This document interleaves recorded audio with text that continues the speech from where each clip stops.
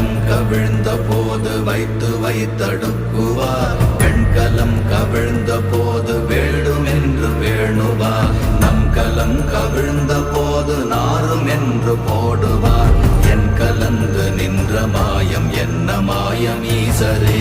ஓம் நமச்சிவாய ஓம் ஓம் நமச்சிவாய